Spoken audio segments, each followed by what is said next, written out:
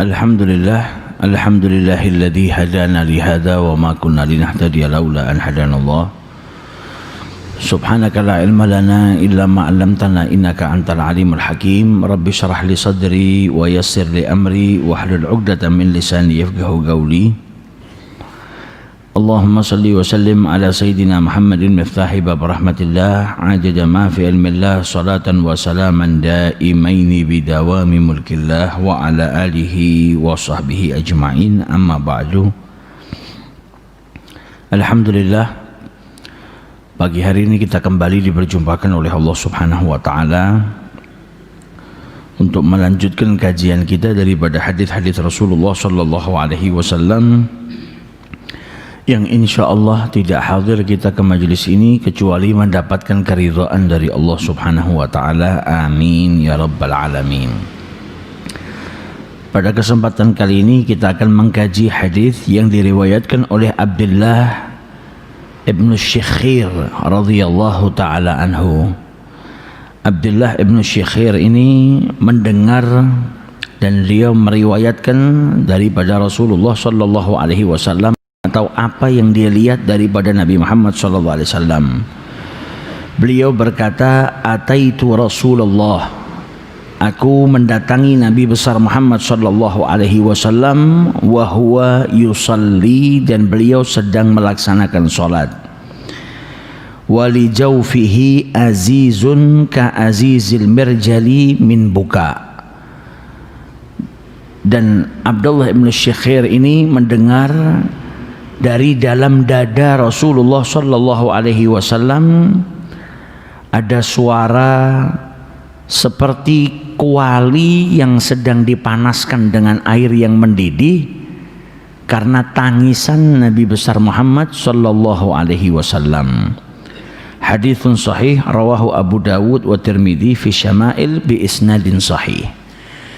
Jadi Abdullah ibn Syikhir ini sedang meriwayatkan kepada kita tentang bagaimana sholatnya Nabi besar Muhammad sallallahu alaihi wasallam, yang mana beliau di dalam sholatnya dalam keadaan menangis, khusyuk yang luar biasa sehingga terdengar suara seperti kuali yang sedang dipanaskan atau sedang dididihkan.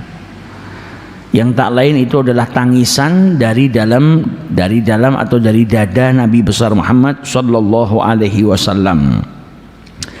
Ataitu Rasulullah wa huwa yusalli. Beliau berkata, aku mendatangi Rasul sallallahu alaihi wasallam dan beliau sedang melaksanakan salat. Wali jawfihi ay sadrihi, dan di dalam dadanya, yaitu di dalam dadanya di dalam dadanya itu terdengar suara seperti kuali yang sedang dididihkan. Seperti kalau ada tempat kuali, mangkok atau tempat mendidihkan air itu, kalau dipanaskan kan ada suara yang khas. Nah, itu di dalam dadanya Abdullah ibn Syikhir meriwayatkan mendengar seperti kuali yang sedang dididihkan karena apa? Tangisan Nabi besar Muhammad sallallahu alaihi wasallam, yang tak lain itu dari apa? Dari tangisan. Jadi beliau sholat dalam keadaan menangis karena khusyuk. Menangis karena apa? Rasa takut yang luar biasa yang ada pada Nabi besar Muhammad sallallahu alaihi wasallam. Dalam hadis ini apa yang kita bisa pelajari? Fadlul buka min khasyatillahi ta'ala, keutamaan menangis karena rasa takut kepada Allah Subhanahu wa ta'ala. Dan nangis itu di dalam sholat tidak membatalkan sholat. Laulam yasdur minhu harf, kalau sampai dia itu bisa menjaga tangisannya tidak mengeluarkan huruf. Kalau mengeluarkan huruf nanti bisa membatalkan sholatnya. Au sadara ma'al ghalabah, dan andai kata tangisannya itu enggak berlebihan. Kalau sampai berlebihan nangis garung-garung nanti juga bisa membatalkan sholatnya. Dan kemudian poin penting yang juga kita bisa ambil dari hadis ini, yang bagi lil mukmin ayatakallaf al khusyu' wal hudur fi shalah. Hendaknya seorang mukmin itu dia berusaha agar bisa melaksanakan salat dalam keadaan khusyuk dan hati yang hadir ketika menghadap Allah Subhanahu wa taala. Kita lihat Nabi Muhammad sallallahu alaihi wasallam ini adalah orang yang dijamin masuk surganya Allah taala. Nabi Muhammad SAW ini maksum, dijauhkan oleh Allah Subhanahu wa taala daripada perbuatan dosa. Tapi ketika beliau melaksanakan sholatnya dalam keadaan khusyuk, bahkan menangis. Karena apa? Rasa takutnya kepada Allah Subhanahu wa taala. Sedangkan kita yang berlumuran dosa, yang banyak dosa, yang banyak lalai kepada Allah Subhanahu wa taala, mungkin sepanjang hidup kita bisa kita hitung berapa kali kita sholat dalam keadaan khusyuk, apalagi sampai meneteskan air mata karena takut kepada Allah Subhanahu wa ta'ala. Padahal Nabi Muhammad yang semulia seperti itu, beliau memiliki rasa takut yang paling besar. Bukan hanya punya rasa takut kepada Allah, tapi di muka bumi ini manusia yang punya rasa takut kepada Allah nggak ada yang bisa ngalahkan Nabi Muhammad SAW. Sebaik-baik hamba Allah yang memiliki rasa takut kepada Allah Subhanahu wa ta'ala. Nah, hendaknya seseorang itu memperhatikan amalnya. Di sini kita bisa belajar bagaimana Nabi SAW sedang mengajarkan kepada kita sholatnya beliau dalam keadaan khusyuk. Karena beliau juga mengatakan kepada kita, "Shallu kama ra'aitumuni usalli." Sholatlah kalian sebagaimana kalian melihat saya sholat. Tuntunan kita untuk mengerjakan sholat siapa? Nabi Muhammad. Dan Nabi Muhammad kalau sholat bagaimana? Khusyuk. Saking khusyuknya, saking takutnya kepada Allah sampai beliau menangis, sampai didengar seperti di dalam dadanya itu seperti ada kuali yang sedang dididihkan karena tangisan daripada Nabi besar Muhammad sallallahu alaihi wasallam. Sebagaimana dikatakan oleh Sayyidina Ali bin Abi Thalib radhiyallahu taala anhu, kunu biqabulil amali ahamma minkum bil amal. Kita itu dinasehatin oleh Sayyidina Ali untuk lebih memperhatikan diterimanya sebuah amal ketimbang amal itu sendiri. Dua-duanya diperhatikan, tapi kita harus punya fokus lebih besar, perhatian lebih besar kepada apa? Diterimanya amal ketimbang amal itu sendiri. Supaya apa? Tidak mengerjakan segala sesuatu kecuali dengan itqan, dengan ihsan, dengan sangat baik, dan berharap amalnya diterima oleh Allah Subhanahu wa ta'ala. Kalau mau melaksanakan sholat supaya sholat kita diterima oleh Allah Subhanahu wa ta'ala, maka lakukan dengan sebaik-baik mungkin. Jadi kita punya perhatian yang lebih pada diterimanya amal ketimbang amal itu sendiri. Bagaimana sholat yang saya lakukan ini diterima oleh Allah Subhanahu wa ta'ala, punya perhatian yang besar, sehingga melaksanakannya dengan kekhusyuan, dengan hati yang hadir, sunnah-sunnahnya dikerjakan. Supaya apa? Supaya amalnya diterima oleh Allah Subhanahu wa ta'ala. Dan para orang-orang yang arif, mereka mengatakan tahsinul a'mal ahabbu ilallahi ta'ala min takthiril a'mal. Melakukan amalan dengan baik, dengan sempurna, itu lebih dicintai oleh Allah Subhanahu wa ta'ala ketimbang memperbanyak amal. Maksudnya apa? Amalnya banyak tapi dikerjakannya gerusak-gerusuk. Amalnya banyak tapi dikerjakannya dengan serba kekurangan. Itu masih lebih baik dengan amal yang sedikit tapi ngerjakannya sempurna. Tahsin, dengan baik, dengan sempurna, dengan teliti. Maka itu lebih dicintai oleh Allah Subhanahu wa ta'ala. Karena dalam Al-Quran Allah Subhanahu wa ta'ala berfirman apa? Alladzi khalaqal mauta wal hayata, yang menciptakan kehidupan dan kematian, liyabluwakum ayyukum ahsanu amala. Untuk apa? Untuk menguji siapa di antara kalian yang lebih baik amalnya. Ahsanu amala. Allah tidak berfirman ayyukum aktsaru amala, siapa di antara kalian yang banyak amalnya. Tidak berfirman seperti itu, tapi yang paling baik amalnya. Berarti poin pentingnya di sini apa? Ketika beramal, lakukan dengan teliti, dengan baik, dengan sesempurna mungkin, supaya amal yang kita lakukan itu berkualitas. Jadi bukan kuantitasnya saja yang kita pikirkan, tapi kualitasnya lebih kita pikirkan ketimbang kuantitasnya. Karena Allah Subhanahu wa ta'ala dikatakan oleh Rasulullah SAW dalam hadisnya, innallaha katabal ihsana ala kulli syai'in. Allah itu memerintahkan agar kita itu melakukan sesuatu dengan baik. Ya, bahkan kalau mau menyembelih saja kita diperintahkan sama Nabi Muhammad juga supaya apa? Menyembelih dengan baik. Dalam hal menyembelih hewan saja, apalagi dalam keadaan beribadah mendekatkan diri kepada Allah Subhanahu wa taala.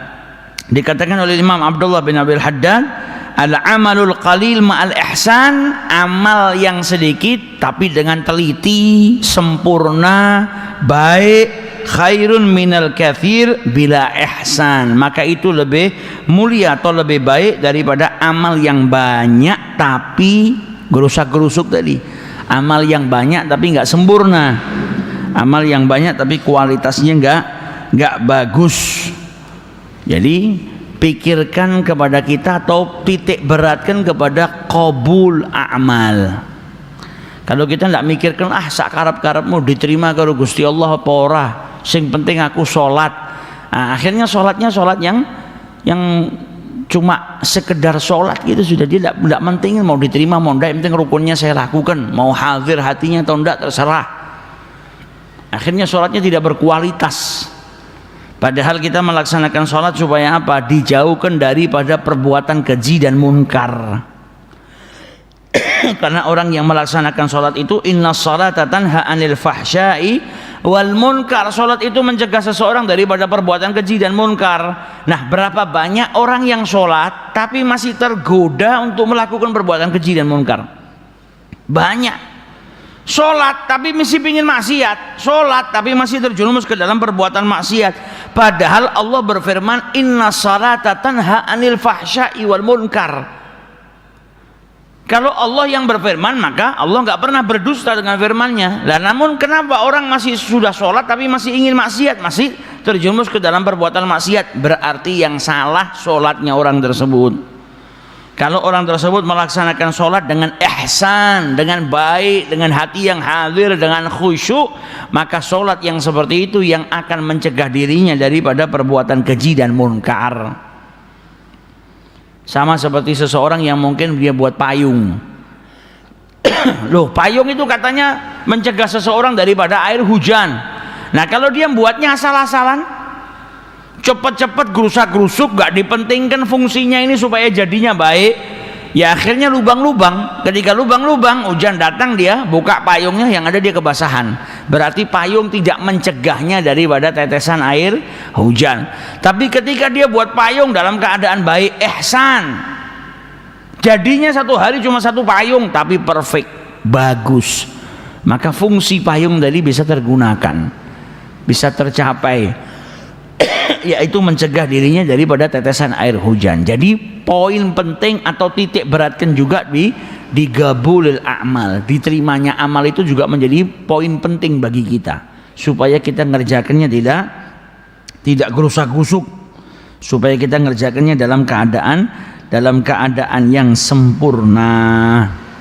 Jadi diibaratkan amal yang sedikit tapi dilakukan dengan ihsan, dengan amal yang banyak tapi gerusak-gerusuk. Ihsan itu ibaratnya seperti apa? Seperti permata satu biji, sedikit, satu biji toh.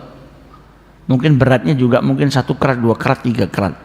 Dibandingkan dengan batu kali 1 truk, maka batu kali nggak bisa nyamain harganya batu permata, nggak bisa nyamain harganya berlian. Nah, amal yang sedikit tapi sama ihsan itu diibaratkan batu berlian, tapi amal yang banyak gerusak-gerusuk tidak ada kualitasnya seperti batu kali. Mau dijual banyaknya 2 sampai 3 truk, 4 truk tidak bisa nyamain yang kecil dari satu. Karena apa? Kualitasnya yang mahal. Nah, oleh karena itu para ulama juga mengajarkan kepada kita tata cara bagaimana melaksanakan sholat dalam keadaan khusyuk. Salah satunya apa? Sebagaimana yang diajarkan oleh Rasul sallallahu alaihi wasallam, "Shalli salatal muwaddi'." Sholatlah kamu seperti sholat itu sholat yang terakhir bagi dirimu. Setiap kali mau sholat, tanamkan pada dirimu sholat itu sholat yang terakhir. Setelah itu kau akan dipanggil oleh Allah Subhanahu wa taala. Supaya apa? Kau melaksanakan sholat dalam keadaan khusyuk, hudhurul qalb, tidak terkecohkan dengan apapun. Karena itu sholat yang terakhir.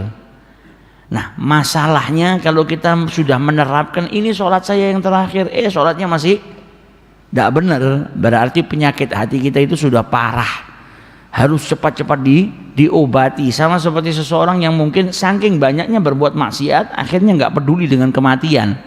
Kalau dikabari hari ini umurmu terakhir, malam ini isya kau meninggal dunia, dosanya masih banyak yang nggak tobat. Harusnya waktu yang sekian jam ini sedikit dia gunakan untuk mendekatkan diri kepada Allah, tapi dia nggak gubris, dia tetap melakukan aktivitasnya seperti biasa, makan, minum, tidur, nyantai. Nah, ini kan tandanya penyakit hatinya sudah parah.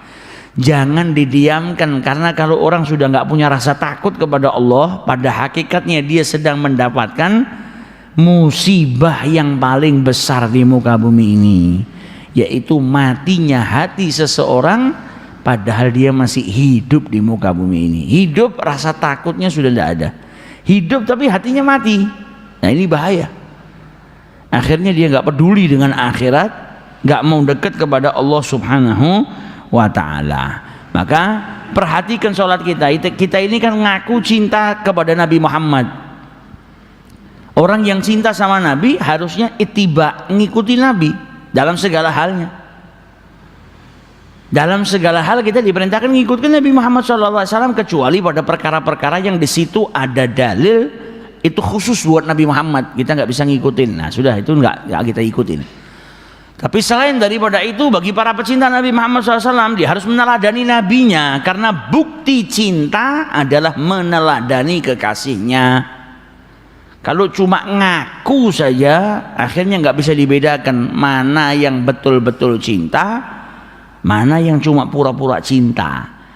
Tapi orang yang mengaku cinta akan nampak pada apa? Amal perbuatannya mengikuti kekasihnya. Sebagaimana para sahabat Nabi SAW, sahabat Nabi itu ngikutin Nabi Muhammad SAW dalam segala hal. Bukan hanya sunnah-sunnahnya Nabi, kebiasaannya Nabi apa diikutin sama para sahabat. Tanpa bertanya, ini manfaatnya apa kalau saya lakukan ya? Tidak ada sudah, tidak pakai tanya, tidak pakai mikir. Kalau sudah dilakukan sama Nabi itu yang paling baik. Kalau sudah ditinggalkan sama Nabi Muhammad berarti itu buruk. Itu manhajnya para sahabatnya Rasulullah SAW. Para sahabat melihat Nabi Muhammad ngelepas sendalnya, semua ngelepas sendal. Melihat Nabi Muhammad ngelepas cincinnya, semua ngelepas cincinnya. Melihat Nabi Muhammad ngelepas pakaian sutra, semua ngelepas pakaian sutra. Itu manhajnya para sahabat, melakukan apa yang dilakukan sama Nabi Muhammad SAW. Bahkan dalam hal kebiasaan saja, lihat Sayyidina Anas bin Malik meriwayatkan Nabi Muhammad pernah makan, diundang makan oleh seorang khayyat. Anas bin Malik mengikut sampai di rumahnya orang itu, dia ngelihat Nabi Muhammad makan labu. Ya tatabba'ud dubba, makan labu, dan Anas ngelihat bagaimana kalau Nabi itu suka sama labu. Apa kata Anas bin Malik? Mulai sejak itu hingga hari ini saya masih suka sama labu. Apa karena enak? Bukan, tapi karena itu kesukaannya Nabi Muhammad SAW. Dalam hal makanan saja para sahabat seperti itu.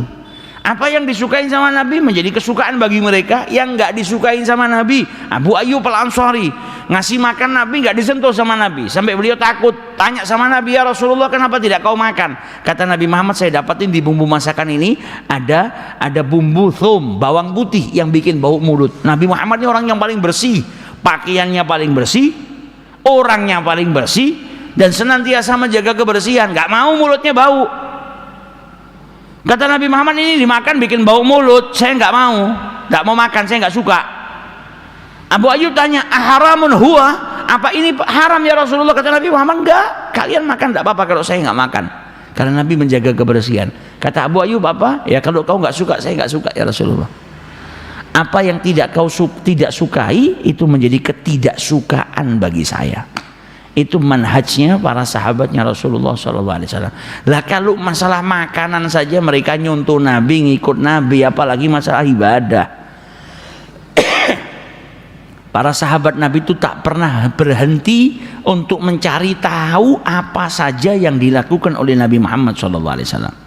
Haris, tidurnya Nabi gimana, cari tahu, dicontoh. Makannya Nabi gimana, cari tahu, dicontoh. Sholatnya Nabi bagaimana, dicari tahu, dicontoh. Wudhunya Nabi bagaimana, nah itu dicari tahu. Nah, kita ngaku cinta sama Nabi Muhammad, harusnya kita bisa meneladani beliau. Karena bukti cinta itu adalah meneladani kekasihnya. Dan ini sholatnya Nabi Muhammad. Kita lihat sholatnya Nabi Muhammad. Nangis, tidak punya dosa, tapi beliau menangis. Punya rasa takut yang luar biasa kepada Allah Subhanahu wa ta'ala. Khusyuk di dalam sholatnya, tidak nangis kecuali khusyuk. Orang nangis di dalam sholatnya, nangis dalam amal ibadahnya, berarti dia menunjukkan kekhusyuannya, takutnya kepada Allah dan khusyuknya kepada Allah Subhanahu wa ta'ala. Sayyidina Umar bin Khattab ketika melihat seseorang yang sedang sholat, menundukkan kepalanya, tak aragabatuh, jadi lehernya itu ditundukkan. Lagi-lagi amalan khusyuk ini bukan amalan zahir ya, tapi amalan batin. Khusyuk itu hatinya yang hadir. Maka ketika melihat seseorang menundukkan pundaknya, lehernya, beliau berkata apa? Ya sahib ragabah, yang punya leher ini, irfa' ragabatak, angkat lehermu. Laisal khusyuk fir riqab, khusyuk itu bukan terletak pada leher. Wa innamal khusyuk fil qulub, khusyuk itu letaknya di hati. Amalia hati yang terkadang nampak sampai ke zahirnya. Tapi jangan dipahami khusyuk itu amalia zahir. Walaupun para ulama sebagaimana dikatakan oleh Al-Imam Al-Ghazali, ada perbedaan pendapat. Ada yang mengatakan khusyuk itu min a'malil jawarih, amal yang zahir, anggota tubuh, yaitu adamul iltifat, sholat gak noleh-noleh, sholatnya diem, gak noleh ke kanan, gak noleh ke kiri, fokus. Ada yang mengkategorikan khusyuk sebagai amalan hati, hatinya yang hadir kepada Allah Subhanahu wa ta'ala. Jadi sholat itu punya dua pondasi, yang zahir dan yang batin. Kalau kedua-duanya ini enggak dilakukan, maka tidak sempurna sholatnya. Sholat zahir dengan mengerjakan rukunnya, rukun-rukunnya semua dilakukan, mulai dari takbiratul ihram, baca Fatihah, ruku, sujud, i'tidal, tumakninah, itu zahirnya. Adapun batinnya adalah khusyuk, hudurul qalb, ikhlas. Nah, itu yang menjadikan sholat seseorang itu mendapatkan kesempurnaan. Tapi perlu diketahui, syaitan itu nggak mungkin tinggal diam. Syaitan itu kalau ada orang mau sholat, diganggu, gimana caranya ninggalkan sholat? Kalau tidak berhasil, orang itu diganggu supaya apa? Sholatnya cepat-cepat, sedang cepat selesai. Diganggu, digoda supaya cepat. Kalau tidak berhasil, maka sama syaitan diganggu lagi. Wah, tak kudu ben cepat-cepat sholatnya, tapi orang cepat-cepat. Dia tetap mempertahankan sholatnya dalam keadaan baik. Maka diganggu lagi sama syaitan. Apa gangguannya? Suluh riak. Tidak berhasil, nggak cepat-cepat sholat, diganggu sama syaitan supaya amalmu ki apik, ben wong-wong delok nek kowe iki wong apik, nek sholatnya khusyuk, tunjukkan kepada orang lain kalau kau itu orang min ahli sholat. Kalau tidak berhasil gangguan itu, selesai sholat masih diganggu sama syaitan supaya apa? Ujub, bangga dengan amalnya sendiri. Kilo aku sholatnya paling apik.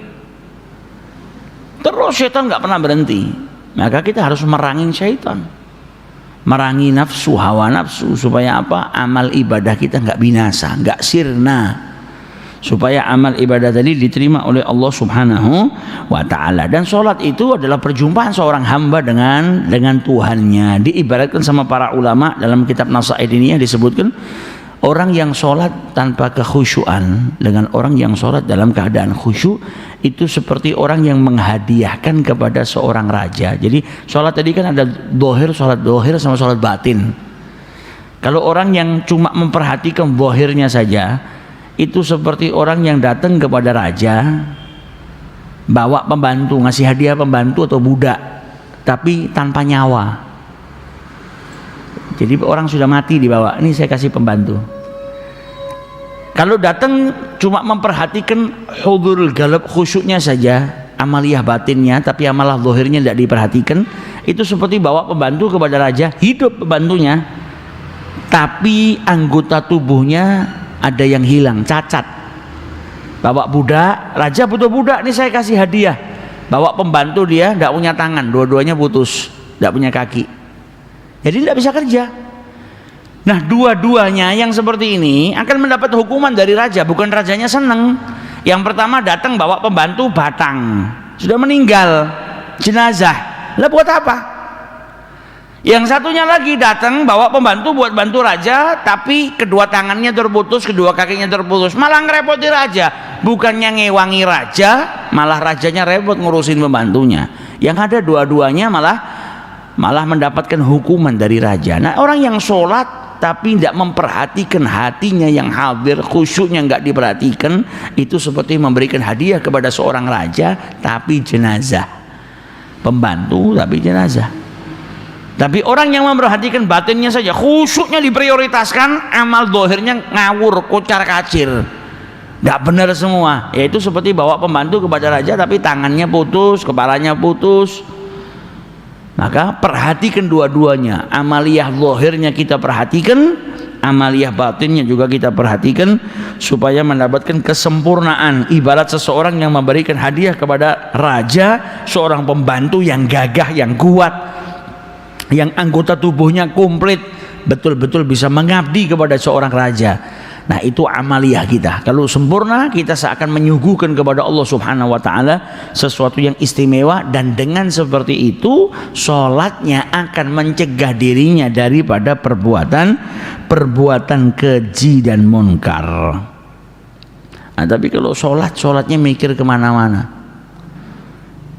Kita sholat yang dipikirkan bukan Allah. Padahal ketika pertama kali kita buka sholat, kita ucapkan apa? Allahu Akbar. Tapi pada hakikatnya kita tidak konsisten dengan ucapan kita. Kita mengatakan Allahu Akbar, Allah Maha Besar, tapi di dalam sholat kita masih mikirkan selain Allah. Berarti yang kita pikirkan, yang kita fokuskan kan berarti lebih besar. Kalau kita menganggap Allah yang Maha Besar, ya jangan memikirkan apapun kecuali Allah Subhanahu wa taala. Sama seperti kalau kita mau masuk ke ruang ujian. Kita ngelamar kerja, di ruang interview tidak ada yang kita pikirkan kecuali apa? Interviewnya. Dan harapan kita apa? Interview kita diterima. Orang yang sekolah ketika masuk ruang ujian, yang kita pikirkan fokusnya apa? Ya ujian sekolah tadi. Nggak mikirkan malam minggu, nggak mikirkan apa? Jalan-jalan, nggak mikirkan makan, nggak mikirkan nonton bioskop, nggak mikirkan toko, nggak mikirkan kerjaan. Masuk ke ruang ujian, kepalanya, hatinya, semua fokusnya apa? Ngerjakan ujiannya. Dan harapannya apa? Sehingga harapannya itu memicu dirinya untuk apa? Mengisi ujiannya dengan baik, dengan benar-benar. Karena harapannya apa? Ujiannya berhasil atau dia lolos dari ujian. Kita ngelamar kerja tidak mungkin khayal atau mikirin yang lain, enggak, fokus. Dan harapannya apa? Diterima. Nah, sholat kenapa tidak seperti itu? Harusnya kan kalau kita mau sholat, yang kita pikirkan konsentrasi kita penuh kemana? Sholat. Harapannya apa? Diterima sholatnya sama Allah Subhanahu wa ta'ala. Tapi terkadang kalau urusan duniawiyah kita bisa fokus, urusan ukhrawiyah justru kita malah sepelekan. Khusyuk itu gimana? Gampang lah. Saya enggak, teorinya para ulama banyak menjelaskan tentang khusyuk dan itu perlu kita baca. Tapi paling gampangnya kalau kita mau tahu khusyuk, ya sudah, kita punya konsentrasi yang penuh dalam sesuatu yang kita lakukan. Tidak noleh kemana-mana, tidak mikirkan kemana-mana, tapi konsentrasi pada amal itu. Sholat ya pada sholat sudah. Yang dipikirkan yang ada di benaknya apa? Allah Subhanahu wa ta'ala. Tidak mikirkan yang lain. Lah apa bisa manusia seperti itu? Bisa. Wong kita ngitung uang aja khusyuk bisa kok. Kita kalau sudah ngitung uang itu ada orang yang ngejak ngomong, saya sudah diganggu. Kita teruskan 235, 270 udah. Kalau lupa marah. Ada orang yang ngejak ngomong bubar untuk hitungannya, ngamuk. Tidak rela hitungannya kacau. Nah, tapi sama sholat kita tidak mikir seperti itu. Jadi setiap orang bisa khusyuk, nggak bisa kita diperintahkan untuk khusyuk. Masa khusyuk itu amal yang nggak bisa dicapai sama manusia. Hanya saja ada tidak kemauan, ada tidak upaya yang kita lakukan. Kalau cuma pengen tok tapi tidak berupaya, ya sampai kapanpun tidak khusyuk. Tapi kalau sudah ada keinginan kemudian berupaya, maka akan diberikan oleh Allah Subhanahu wa ta'ala. Al-Imam Al-Ghazali beliau mengatakan idza lam yastati al-musalli an yakhsha'a fi jami'i salatihi, kalau seorang yang melaksanakan salat itu enggak bisa khusyuk di dalam seluruh salatnya, minimal dia khusyuk di 3 tempat. Ketika mengucapkan wajjahtu wajhiyya dalam surah Al-Iftitah, minimal ketika itu dia dalam keadaan khusyuk. Kemudian iyyaka na'budu wa iyyaka nasta'in, ketika membaca ini dalam keadaan khusyuk. Kemudian assalamu alayka ayyuhan nabiyyu wa rahmatullahi wa barakatuh. Minimal di 3 maudhi', 3 tempat ini kita melaksanakannya dalam keadaan khusyuk. Jangan mengucapkan wajjahtu wajhiyya, ngaku mau menghadap Allah Subhanahu wa taala, tapi justru malah pikirannya kemana-mana. Atau malah sama sekali enggak konsisten dengan ucapannya ngadep Allah, tapi ternyata dia ngadep ke hartanya, ngadep kemananya, enggak ngadep kepada Allah Subhanahu wa ta'ala. Jangan sampai kita itu enggak mabuk tapi sholatnya seperti pemabuk. Padahal ayatnya Allah Subhanahu wa ta'ala dalam Al-Quran ketika masa itu apa? Ketika orang-orang masih dalam keadaan mabuk, la taqrabus shalah wa antum sukara, jangan dekati sholat sedangkan kalian dalam keadaan mabuk, hatta ta'lamuna ma taqulun, sehingga kalian itu bisa memahami, mengetahui apa yang kalian ucapkan. Kalau mabuk kan gerambiang, enggak bisa memahami. Maka kata para ulama ketika menjelaskan ayat ini, di hari ini, di zaman ini, berapa banyak orang yang tidak mabuk tapi sholatnya mabuk. Berapa banyak orang yang tidak minum minuman keras tapi sholatnya dalam keadaan mabuk. Dalam keadaan mabuk itu seperti apa? Nggak paham sama sekali apa yang dia ucapkan, nggak sadar sama sekali apa yang dia ucapkan. Sholatnya tanpa kekhusyuan, tanpa tadabbur, cuma baca tapi akal pikirannya kemana-mana.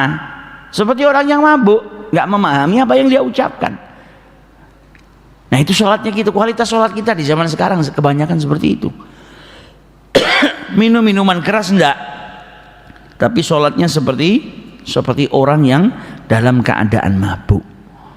Tapi orang-orang yang soleh, orang-orang yang hebat dalam sholatnya, seperti Sayyidina Ali mengatakan kunu bigabulil amal, fokusnya kepada amalnya supaya diterima, maka dia mengerjakan sholat secara sempurna. Sebagaimana Nabi Muhammad tadi sholatnya ada suara azizul galb, jadi seperti dimasak seperti bejana atau kuali yang dipanaskan, nangis, khusyuknya luar biasa. Dan kakeknya Nabi Muhammad, Nabi Ibrahim alaihi salatu wassalam, diriwayatkan oleh Abu Darda, kana yusma'u azizu galbi Ibrahim Khalilur Rahman idza qama fi shalah min masirati mil khaufan min rabbih. Nabi Ibrahim itu sampai dalam jarak 1 mil suara tangisan, isakan tangis di dalam hatinya itu terdengar, saking khusyuknya dan takutnya kepada Allah Subhanahu wa taala. Jangan tanya kok bisa ya suara tangisan itu dari dalam dada kedengaran sampai 1 mil. Sudah, jangan tanyakan itunya, tapi yang perlu kita tanyakan kapan kita bisa mencontoh para kekasihnya Allah Subhanahu wa taala ini yang maksum tapi masih menangis, memiliki rasa takut yang besar kepada Allah Subhanahu wa taala. Diriwayatkan Al-Imam Ali Zainal Abidin, ini orang-orang yang khusyuk, kalau wudu saja sudah pucat. Ditanya sama orang-orang, kenapa kok kami ini setiap lihat Anda wudu pucat? Apa jawab beliau? Apakah kalian tahu saya itu mau menghadap ke siapa? Mau menghadap ke Allah. Lah kalau wudunya saja sudah khusyuk, apalagi sholatnya? Karena wudu itu toharoh, itu kan miftahus sholah, kuncinya sholat itu kan pada kesucian. Nah kalau di waktu bersucinya nggak khusyuk, bagaimana mungkin dia dapat kekhusyuan di dalam sholatnya? Wong kuncinya saja ibarat kunci bikinnya ngawur-ngawuran, buka pintu nggak bisa. Maka kalau wudhunya sudah khusyuk, insya Allah sholatnya bisa dilanjutkan dalam keadaan khusyuk. Nah mereka para orang-orang yang arif billah dalam keadaan bersuci saja sudah memiliki rasa takut yang luar biasa kepada Allah. Maka orang yang di luar sholat itu kebiasaan punya rasa takut sama Allah, dalam sholatnya insya Allah bisa khusyuk. Dalam sholatnya bisa punya rasa takut dan khusyuk kepada Allah Subhanahu wa ta'ala. Sebaliknya takut sama Allah enggak, perbuatan maksiat dilakukan, susah dia mau khusyuk kepada Allah.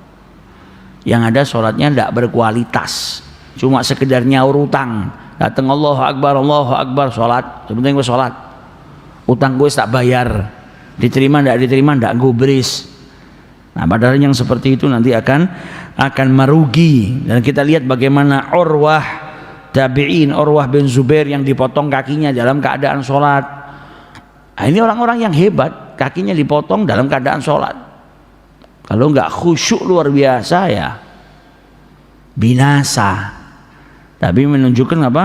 Kekhusyuan yang ada dalam diri mereka. Dan begitu mereka orang-orang yang arif billah, karena kekhusyuan mereka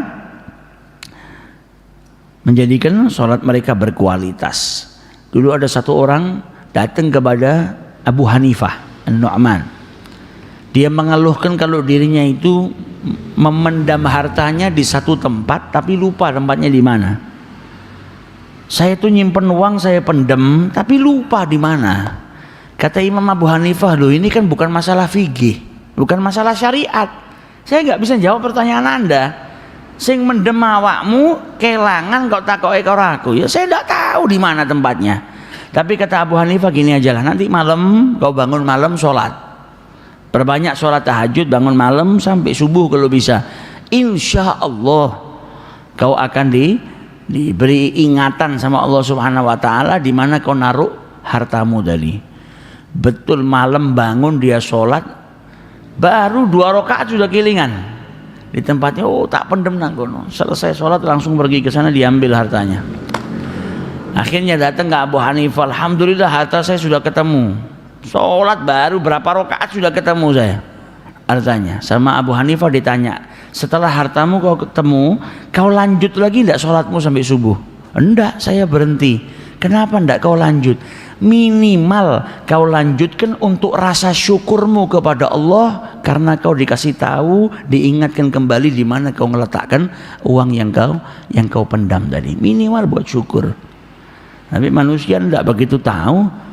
Nah, akhirnya orang itu menganggap ini sebagai sebuah amalan. Jadi sebetulnya ini buat sebuah teguran bagi kita, karena tidak berkualitasnya amal kita. Karena apa? Syaitan itu nggak pernah mau manusia itu mendekatkan diri kepada Allah. Maka ketika hartanya hilang, dia sholat dikasih tahu, kuwi lho mau mbok dekek nang lemari iki. Tujuannya apa? Supaya selesai sudah dari sholatnya. Kita itu kan kadang nanya sama orang, aku ki nek bengi ora iso turu. Ada ndak amalan yang bisa bikin orang cepat tidur? Ada. Apa? Baca Quran. Loh, maca Quran masuk iso gawe ngantuk? Ya kalau yang baca kita ngantuk. Kalau yang baca orang-orang yang soleh, semakin baca semakin nikmat ndak ingat sama tidur. Tapi kalau kita yang disebul sama setan aja sudah kalah, ndak usah dijotos sama setan, disebul baru baca Quran, a'udzubillahi minasyaitonirrajim. Angop. Setan ndak mau kita ngelanjutkan. Wah, wakil bengi tahajud jadi wali malah repot lagi. Ndak mau setan kita jadi wali. Baru baca Quran sebentar udah ngantuk, tidur. Amalan yang bisa nemukan barang apa? Kita kadang naik sama orang soleh, aku ki sering lupa naruh sesuatu di mana. Gimana ya caranya bisa ingat sholat 2 rakaat?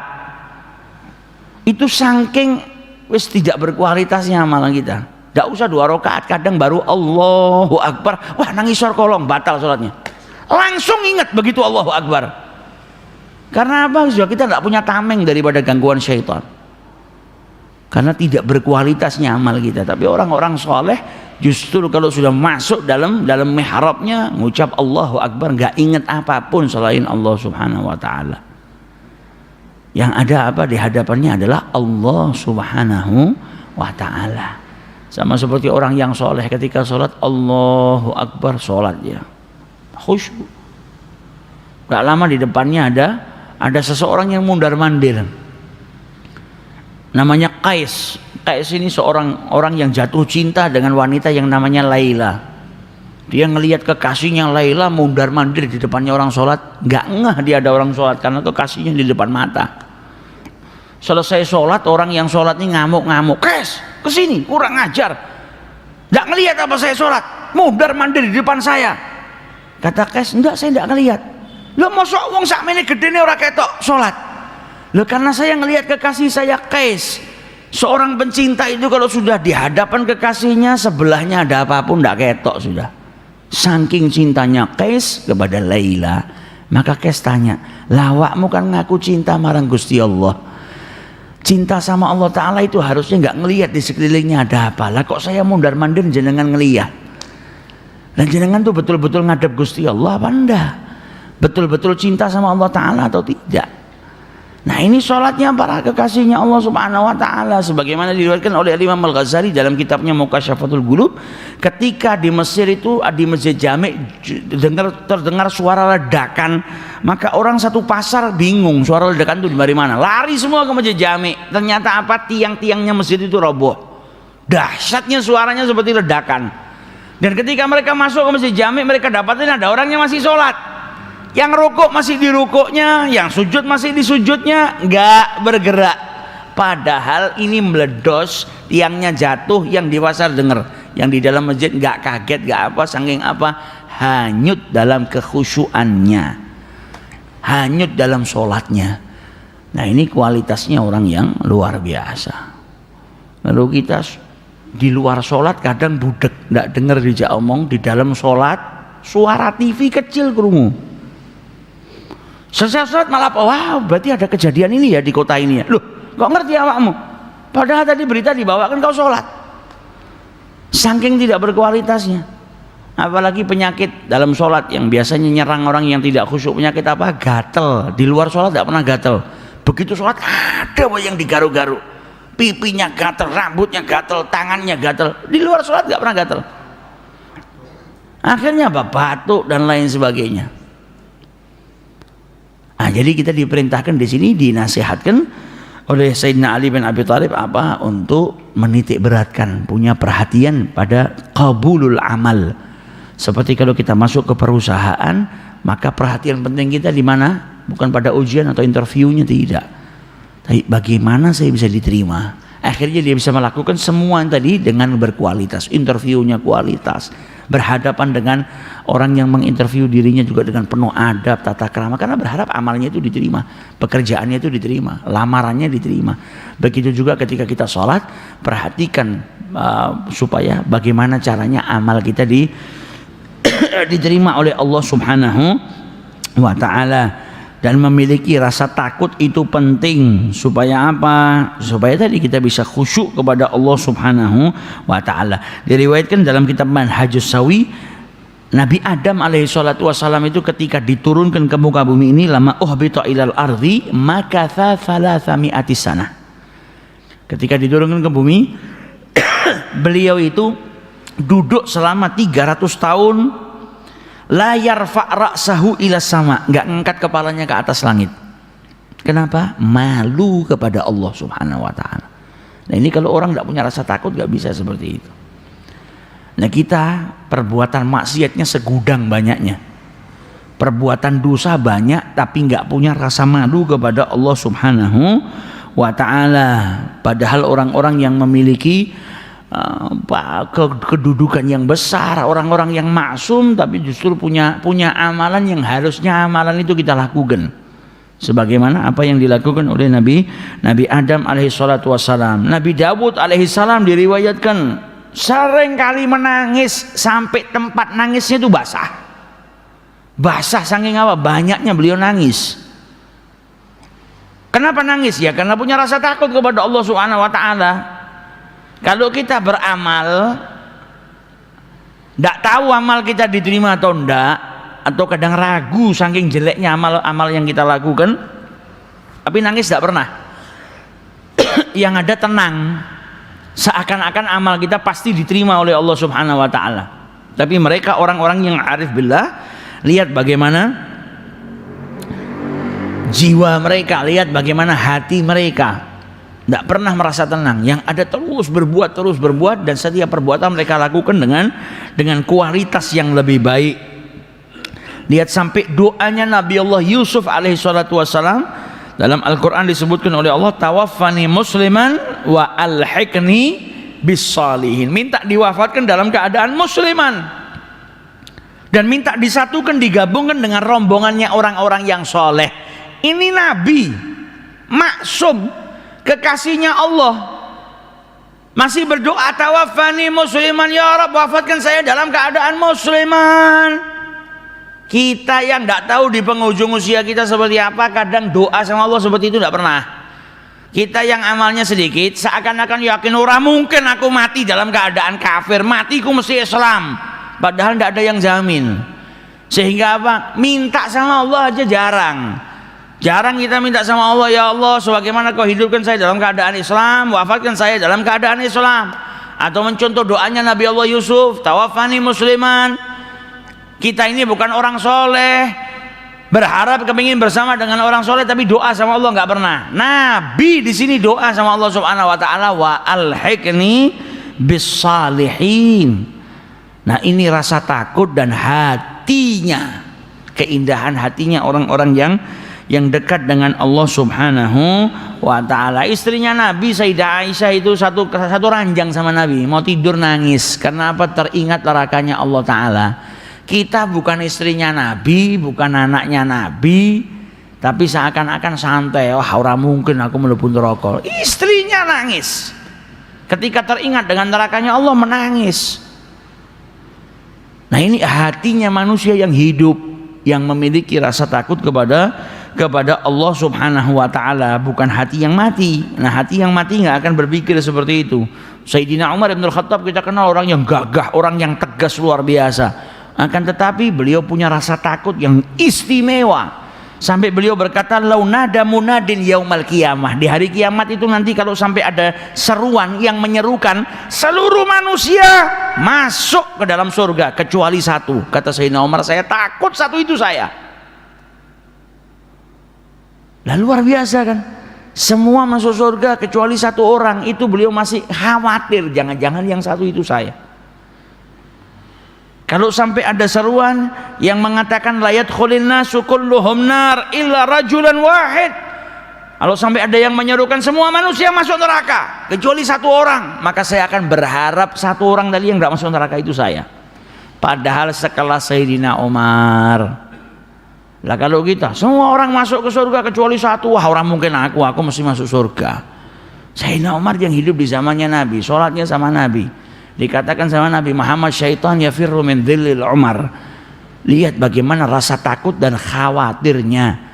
Padahal tergolong sahabat yang mubasyirina bil jannah, dapat kabar gembira, bisyarah dari Nabi Muhammad sallallahu alaihi wasallam. Tapi rasa takutnya luar biasa. Kalau dengar ayat Al-Quran kadang sampai nangis, sampai dikira sama orang beliau itu sedang sakit. Takutnya sama Allah luar biasa. Nah ini keadaan para sahabat-sahabatnya Rasulullah sallallahu alaihi wasallam. Al Hasan Al Basri rahimahullah sampai dikatakan orang yang hidup di zamannya, yarahu ahadun illa yarahu ahadun illa dhanna annahu garibu ahadin bi musibatin lima yarahum bihi min syiddatil husni wal khauf. Saking rasa takutnya besar kepada Allah, orang kalau pertama kali ketemu sama beliau itu taunya beliau baru saja tertimpa musibah. Karena apa? Karena rasa takutnya kepada Allah Subhanahu wa Ta'ala. Ada salah seorang wali besar namanya Utbatul Ghulam. Dalam kitab Tanbiqul Muqtarrin disebutkan Utbatul Ghulam ini pernah melewati suatu tempat. Ketika sampai di tempat tersebut badannya gemetar luar biasa, ketakutan, nangis. Ketika ditanya kenapa kau menangis, dia bilang di tempat ini dulu saya pernah bermaksiat kepada Allah Subhanahu wa Ta'ala di saat saya masih kecil. Keinget tempat di waktu kecilnya dia pernah bermaksiat, di situ gemetar badannya. Padahal sudah bertaubat, sudah minta ampun sama Allah, tapi rasa takutnya kepada Allah luar biasa.